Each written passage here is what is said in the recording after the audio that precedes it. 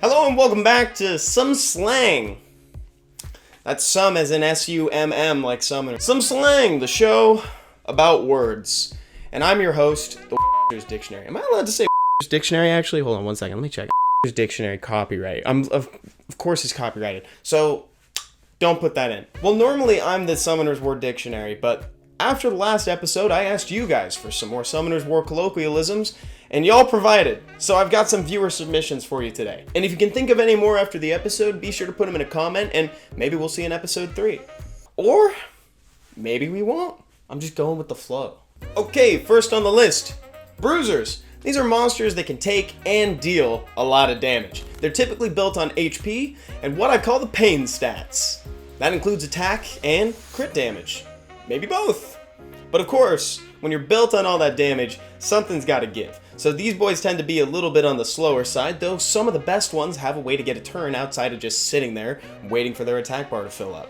I'm looking at you, Ragdoll, Carnal, Jingjae, and Laika, I guess, because they attack outside their turn. Same with Rakan. The list is going to go on forever. I could just sit here forever just listing bruiser monsters. So I won't, but if you're interested in seeing more bruisers, we actually have a slightly outdated video because it came out over a year ago on the top 10 bruisers in Summoner's War, and this was decided by Twitch chat. Derp. A monster will derp when they use a skill at just the wrong time. This is most A monster derps when it uses a skill at just the complete wrong time. This is most common in arena defenses and, well, in Lucian. And come on, man, what are we doing here? And Michael, for that one, I have a meme of Lucian, and we can, it's of him using amputation magic, and, like, he's using it on, like, one monster with, like, no HP left, and I think it's a great meme, so we can put it, like, right here-ish, and then, like, yeah. Next, it's the first initialism of the day! That's confetti. FRR stands for free rune removal. Do you have runes in frankly irregular places? Well, normally it costs you some of that blue to remove them, but not on the first Saturday of every month. The idea behind free rune removal is that over the course of the month, you plan out what you want your teams and monsters to look like, and then you action on those plans on that first Saturday.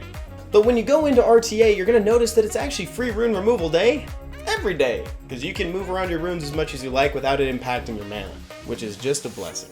Homie, this is short for Homunculus, which is my son.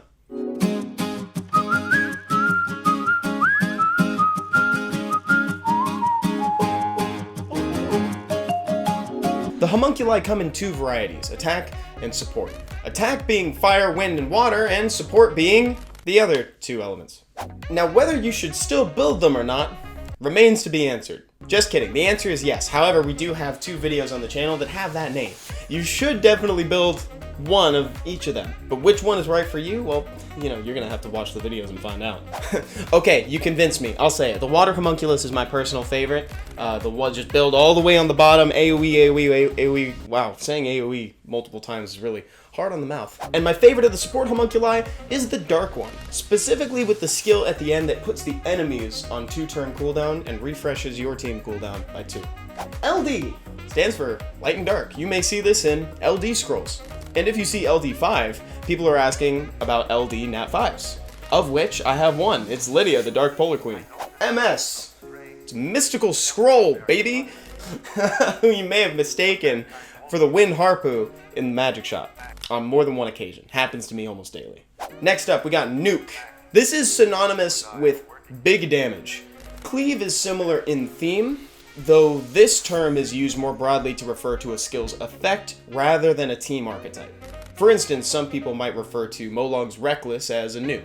Same thing with Daphnis' third skill, assuming that it actually lands the defense break. Next, PvE and PvP. PvE stands for player versus environment, so that's anything that you take on your own.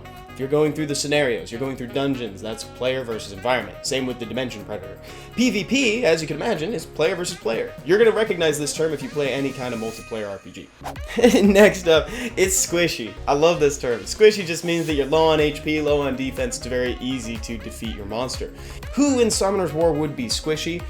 Big damage dealers are traditionally a little bit squishy, unless they have some way to dodge damage. I'm looking at the Wind Sniper as an option. Magnum, all of the snipers.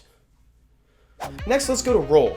Roll is a term used for whenever you go to power up a rune. If you get a rune, you roll it to say +6, +9 to see how it turns out. And similarly, if you are to re-app a rune, you're gonna kind of re-roll it.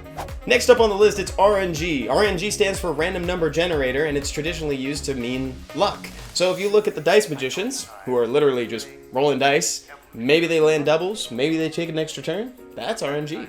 Next up is tank or tanky. This is the exact opposite of squishy.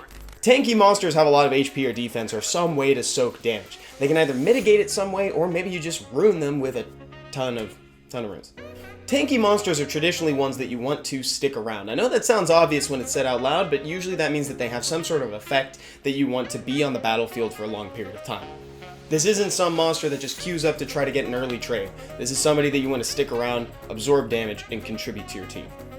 Riley is typically built tanky. Support monsters are built tanky. Cardinal is tanky because he scales off max HP. Man, he's coming up a lot this episode.